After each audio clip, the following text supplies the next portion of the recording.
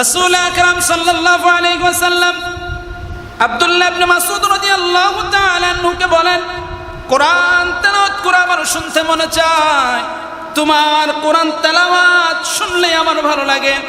আব্দুল্লাহ ইবনে মাসউদ রাদিয়াল্লাহু তাআলা আনহু সূরাতুন নিসা থেকে তেলাওয়াত শুরু করে দিলেন।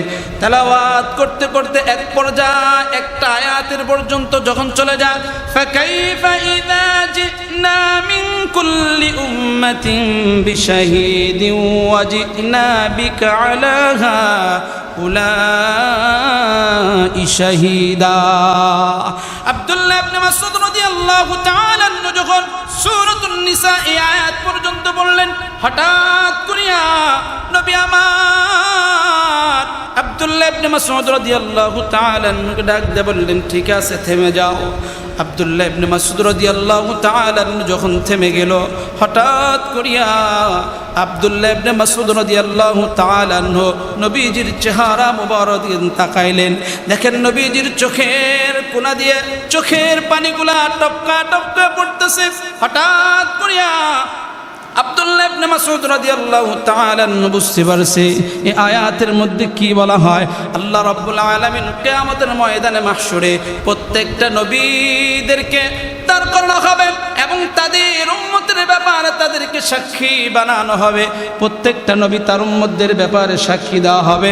আমাদের নবী মুহাম্মদুর রাসূলুল্লাহ সাল্লাল্লাহু আলাইহি ওয়াসাল্লাম কিয়ামতের দিন আমি আপনার জন্য সাক্ষী হয়ে যাবে।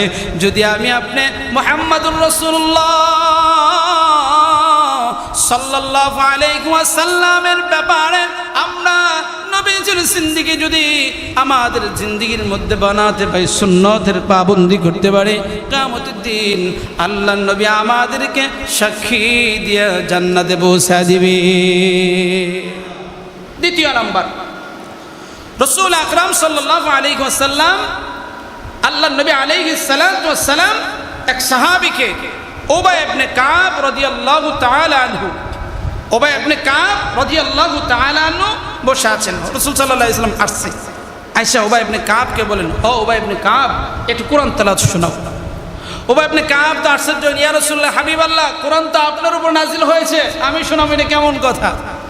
না, তুমি আমাকে শোনাও যে আসমান থেকে একটা ফায়সালা হয়েছে। উবাই ইবনে কাব রাদিয়াল্লাহু তাআলা একটু চালাক চতুর ছিল, বললেন আসমান থেকে নাজিল হয়েছে। উবাই ইবনে কাব রাদিয়াল্লাহু তাআলা রাসূল সাল্লাল্লাহু আলাইহি ওয়াসাল্লাম, ইয়া রাসূলুল্লাহ হাবিবাল্লাহ, আসমান থেকে তো আসছে জানি, আল্লাহ কি আমার নাম ধরে কইছে কিনা? সুবহানাল্লাহ। কোন উবাই ইবনে কাব রাদিয়াল্লাহু তাআলা আনহুর কথা শুনিয়া রাসূল বলেন, হ্যাঁ এ উবাই ইবনে কাব, তোমার নাম ধরে আল্লাহ বলছে যে পয়গম্বর আপনি উবাই ইবনে কাবের কোরআন তেলাওয়াত শুনেন, আমি নবীও তার তেলাওয়াত শুনুন। সুবহানাল্লাহ। রাসূল সাল্লাল্লাহু আলাইহি ওয়াসাল্লামের সাহাবা আজমাইন কোরআন তেলাওয়াত করত, রাসূল সাল্লাল্লাহু আলাইহি ওয়াসাল্লাম নিজেও শুনতেন এবং পয়গম্বর তেলাওয়াত করলেন, সাহাবীরা পর্যন্ত শুনতেন। আজকে আমি আপনি কোরআনের তেলাওয়াত শুনতেও মনে চায় না, কেউ যদি পড়ে তাও তো আমাদের ভালো লাগে না। সাহাবা আজমাইন কোরআন তেলাওয়াতের জন্য রাতকে রাত শেষ হয়ে যেত, কোরআন তেলাওয়াত কখনো বন্ধ করতো না। রাসূল আকরাম সাল্লাল্লাহু আলাইহি ওয়াসাল্লাম এক যুদ্ধের মধ্যে দুইজন সাহাবীকে দাঁড় করায় দিলেন। সাহাবীরা সারাদিন যুদ্ধ করার পরে ক্লান্ত অবস্থায় সকলে ঘুমিয়ে যাবে, তোমরা দুইজন পাহারা দিবা, তোমরা কখনো ঘুমায় যাবা না। সাহাবী বললেন, ইয়া রাসূলুল্লাহ হাবিবাল্লাহ, ঠিক আছে আমরা পাহারা দিব, বাকি সবাই ঘুমায় যাক। পাহারা যারা দেয় তারা পাহাড়ের চূড়ায় উঠিয়া দাঁড়ায় যায়, বেঈমানদেরকে পাহাড়ে তারা জানি আক্রমণ করতে পারে না। সাহাবীরা দুজনে দাঁড়ায় আছে, একজন আরেকজনকে বলো, শোনো তুমি ঘুমিয়ে যাও, আমি দাঁড়ায় থাকি পাহারা দেই, আমার যখন সময় হয়ে যাবে আমি ঘুমায় যাব, আর তুমি আবার পাহারা দিবা। সাহাবী চিন্তা করলেন, যেহেতু অমুক ভাই ঘুমায় গেছে আর আমি দাঁড়ায় থাকবো, দাঁড়ায় থাকতে সময় নষ্ট কি করবো, এর চাইতে 2 রাকাত নফল নামাজ পড়ি আর নামাজের মধ্যে একটু কোরআন তেলাওয়াত শুরু করিয়া দে। সুবহানাল্লাহ। এবার সাহাবী নামাজের মধ্যে কোরআন তেলাওয়াত শুরু হয়ে গেছে। এদিকে বেঈমানের বাচ্চারা হঠাৎ করে তারা জাগ্রত হয়ে যায়, সেখান থেকে তাকায় দেখে সাহাবী দাঁড়ায় আছে। তারা চিন্তা করলে এই মুহূর্তে তাকে তো কোনোভাবে ছাড়া যায় না। ওই সমস্ত বেঈমানেরা একের পর এক তীর নিক্ষেপ করে। হাদিসের মধ্যে আসছে একটা না দুইটা নয়, বহুগুলো অনেকগুলো তীর তার বুকের মধ্যে মারা হয়, শরীরের মধ্যে তীরের নিক্ষেপে রক্তাক্ত হয়ে গেছে। নামাজের মধ্যে দাঁড়াইছে, যতবার কোরআনের তেলাওয়াত এতই মধুরময় ছিল, ওই সাহাবী কোরআন তেলাওয়াত করে যতগুলা তীর শরীরের মধ্যে পড়ে যায় কিন্তু একটু নাড়াচাড়া করে না, নামাজের মধ্যে দাঁড়ায় আছে। আর কোরআনের তেলাওয়াত করতে করতে তার সময় শেষ হয়ে গেছে, হঠাৎ করিয়া নামাজটা ছেড়ে দিয়ে নামাজ শেষ হয়ে গেছে। উনি চিন্তা করতেছে এখন যদি আমি না ঘুমায় যাই আরেকটা ভাই তাহলে তার পাহারাদার দিতে তার কষ্ট হয়ে যাবে। সাহাবী এক লাগাতার শরীর থেকে রক্ত প্রবাহিত হয় কিন্তু তেলাওয়াত কখনো বন্ধ করে না। সুবহানাল্লাহ, এটা হলো কোরআনের মজা, তেলাওয়াতের মজা। আর তুমি তো প্রতিদিন দিনকে দিন রাত যা তোমার জবান দিয়ে একটা সূরাতুল ইখলাসও সারাদিন বের হয় কিনা এটা সন্দেহ আছে। আমি এর আগে জুমায় বলেছিলাম আমরা 10টা সূরা পড়ি, 5টা পড়ি, প্রতিদিন নিয়মিত আমরা তেলাওয়াত করব। রাসূল সাল্লাল্লাহু আলাইহি ওয়াসাল্লাম হাদিসের মধ্যে আছে ইকরা ওয়ারতাকি ওয়ারাত্তিল কামা কুনতা তুরাত্তিলু ফিদ দুনিয়া ফাইন্নাকা মানজিলা ইনদাকা আয়াতান তাকরাউহা।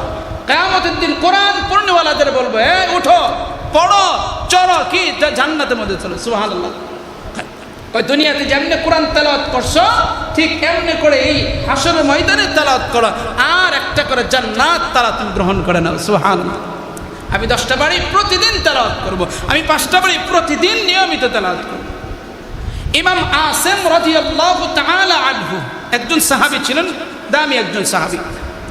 উনি যখন রাস্তা দিয়ে যাইতেন তার এই 2 ঠোঁট অর্থাৎ মুখ থেকে সুগ্রাণ, দামি একটা গ্রাণ পারফিউম পাওয়া যাইত। সুবহানাল্লাহ, মানুষ আশ্চর্য হয়ে যেত, এ আসিম আজীব তো তুমি দেখি, কি তোমার জবান থেকে এই সুগ্রাণ কই পাও, আর তুমি এত সুন্দর দামি পারফিউম তুমি কোত্থেকে দাও, এটা আমার বুঝে আসে না। ওনাকে বারবার জিজ্ঞেস করলে উনি বলে না আমি কোনো পারফিউম ব্যবহার করি না, আমি পারফিউম দেই না। কয় না তাহলে তোমার মুখের থেকে এই জবান থেকে এত সুন্দর গ্রাণ এত সুন্দর পারফিউম তুমি পাও কোথায়? কয় না আমি দেই না। কয় তাহলে পাও কোথায় না বলো। জোরাজুরি করার পরে ওনাকে প্রশ্ন করলেন বলো কেমনে করে পাও।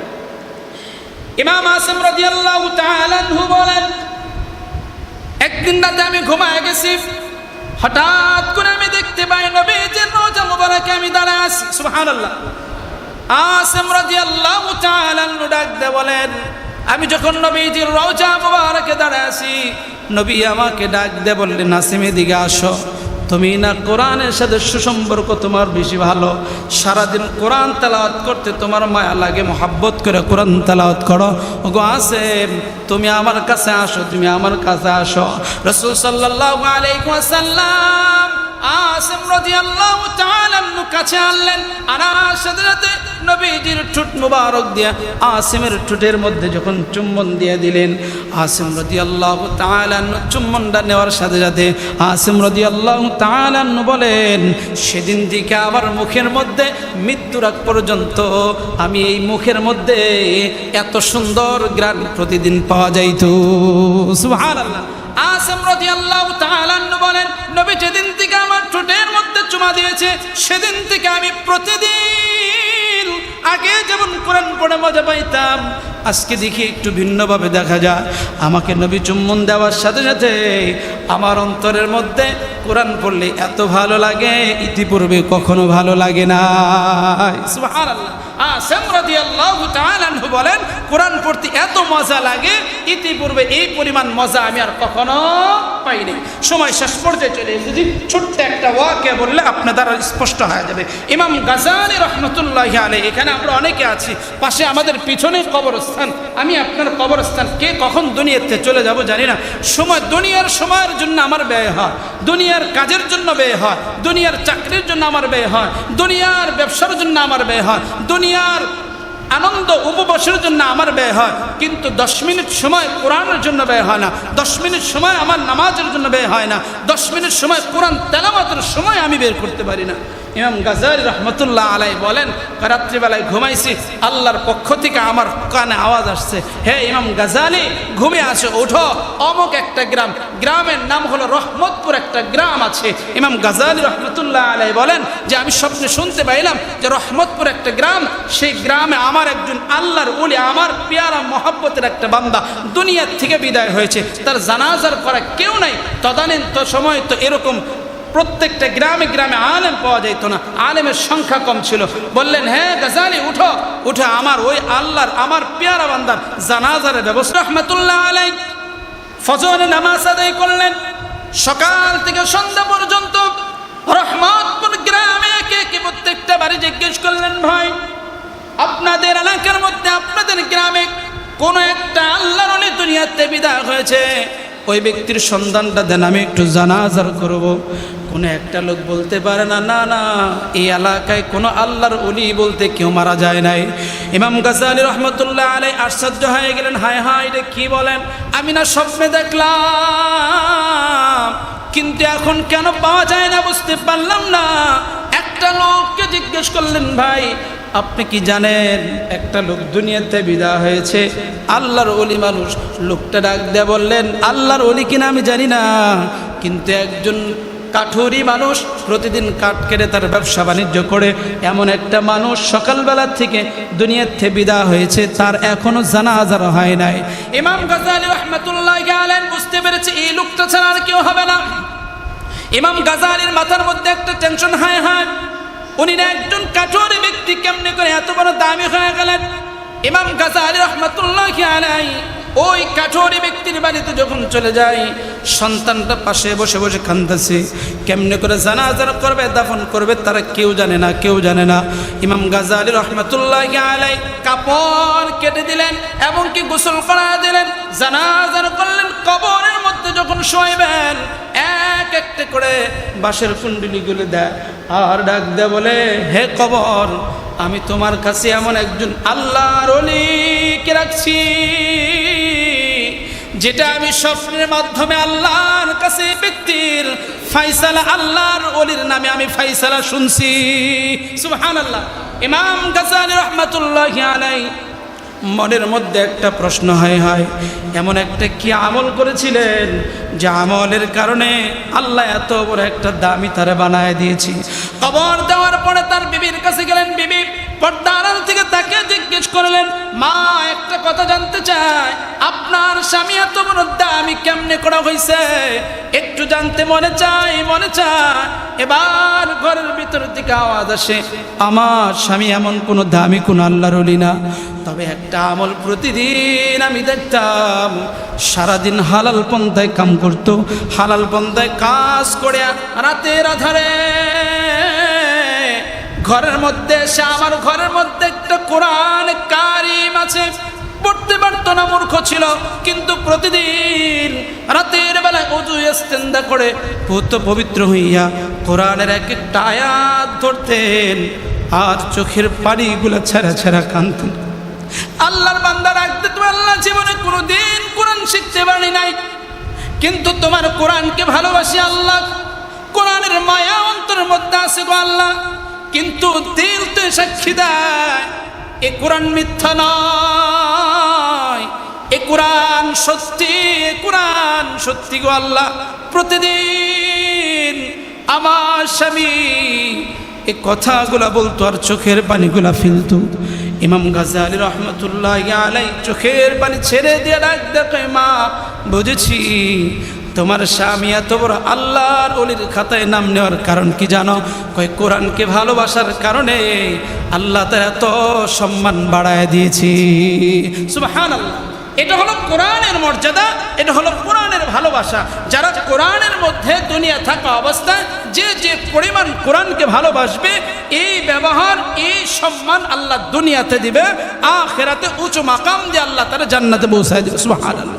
এজন্য আল্লাহ তাআলা আমাদের সকলকেই প্রতিদিন নিয়মিত প্রতিদিন 10 থেকে 5টা বাড়ি, 3টা বাড়ি, 2টা বাড়ি প্রতিদিন ঘুমের আগে যখন সময় পাই, নামাজের পড়া হোক, আসরের পড়া হোক, যখন পাবো বসে বসে 3টা, 5টা, 7টা ছোড়া পড়ে আমরা একটু করে পড়ে দিব। আল্লাহ তাআলা আমাদের সকলকে কোরআনে কারিম তেলাওয়াত করার, সহিভাবে তেলাওয়াত করার তৌফিক আল্লাহ দান করুন। আমিন। ওয়া আখিরু দাওয়ানা আলহামদুলিল্লাহি রাব্বিল আলামিন। সালাম।